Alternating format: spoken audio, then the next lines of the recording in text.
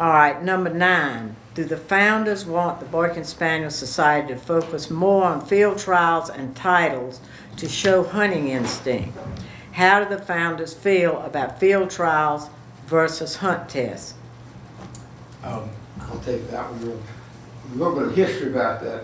We had our first field trial shortly after we started, maybe 2 or 3 years after we got started. And it was primarily to get everybody together and know everybody, see a lot of Boykin Spaniels in one place and see what was going on, to meet the board of directors and all. And they had it, I had a piece of property in Elgin called Rice Pond, and that's where we had the first trial. And it was a lot of fun. Yeah, it was an informal trial, and it was Very like, informal, more everybody wanted to win. I hadn't changed a bit. I thought I had an advantage, having a home court advantage, but it didn't work out that way.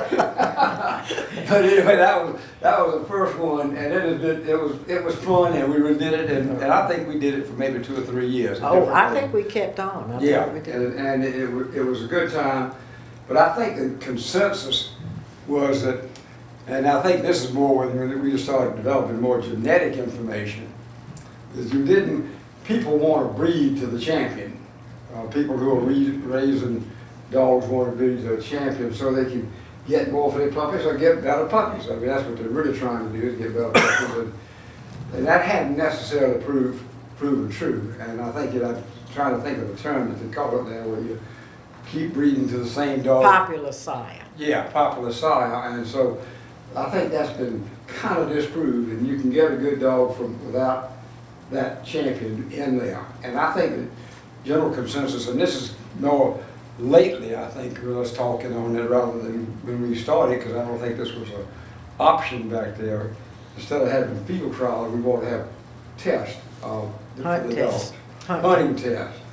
And so that we know that a dog will retrieve in water and take a hand signal and do this kind of thing like that, and not necessarily have one of them be the best. All of us could have a dog that qualified for that. And I think that's our consensus. And then we went up that maybe later. Yeah, I think the hunt test, any dog can be a champion. They just got to meet certain criteria, and they go different levels, and then they finally reach. He's not competing against other dogs. He's competing against a set of standards that he's supposed to do, but not against other dogs. Yeah.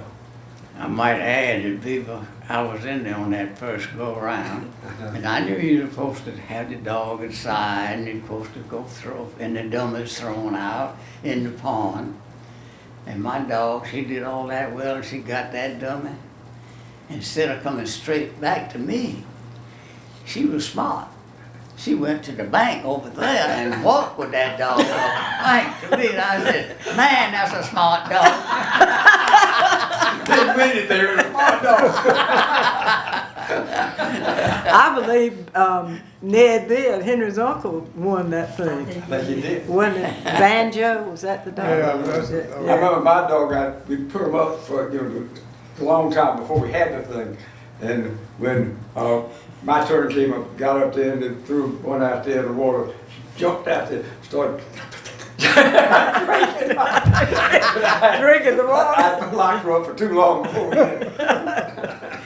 And you know, by the word of mouth, my father, as I told y'all earlier, was an avid turkey hunter. Right. Jonesboro, and what's that big river after you go through past Walterboro before you get to Edisto? Is that Edisto River. Huh? Edisto River. That's Edisto River, yeah. Okay, I didn't know for sure, because there's a north and a south. Right. It's the southeast. So there was a hunt club at Jonesboro that had gotten in touch with my father and wanted to come down, and they wanted to have a turkey hunt and bring his spaniel. So all this is going by the grapevine, you see. So Daddy went down, and I went with him on that particular hunt. It was in the winter, but anyhow, after that, wasn't too long before, I don't know how many of y'all know who Frank Hutton was. He had Prospect Hill Plantation over across the river, and he was a very rich man. He This made was his money. Barbara Hutton's husband. Barbara Hutton's sister, daughter. Daughter is the daughter of Frank Hutton. Oh, Barbara Hutton's the daughter of Frank Hutton. Gotcha. And he got hold of my father and asked him if he'd come down and demonstrate his turkey hunting abilities with his Boykin Spaniels. But his intention was to buy the dogs. And my father, when the hunt was over and all that, he talked to his wife and she said, Frank, are you gonna buy these dogs? Well, of course, my father overheard this conversation. So he was ready. And they asked him, and he says, listen, I'd be selling my family. I couldn't do that. And he says, I couldn't go back home to my children if I did that. But I will raise you 2 dogs that you can have, a male and a female. And so they won't be inbred. And I will have them named. One was named Pross, and the other one was named Hill. And he took them there, and Daddy says, you know what? Those dogs will stay in a kennel the rest of their life. And he was all upset. Yeah, And I he could didn't- tell you a couple of real good stories about what happened to a couple of my dogs who were sent to a kennel and never let out. And I can tell you just a couple of good stories. Well, I I'll- think that the Boykins, all the family kept their dogs inside. They did not keep them in kennels. And if you want a good Boykin Spaniel, you're gonna keep that dog as a companion because do. they really, They will they not- want to please They do and not develop in a kennel. they don't, and they won't turn out to be the kind of hunting I dog know you want exactly what if they. happened to those dogs. Right. It's very upsetting. Mm-hmm.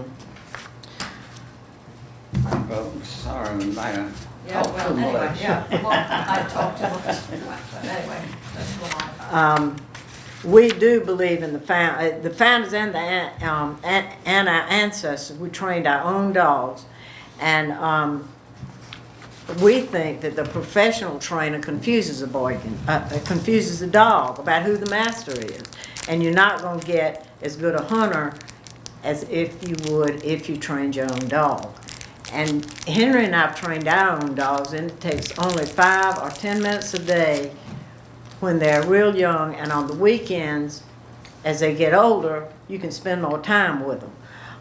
Henry right now will take his dog to a professional trainer and say, I'm having trouble with this, and get them to show him techniques to help him work with the dog, with his dog. But as far as taking them to a trainer and leaving them, we don't do that.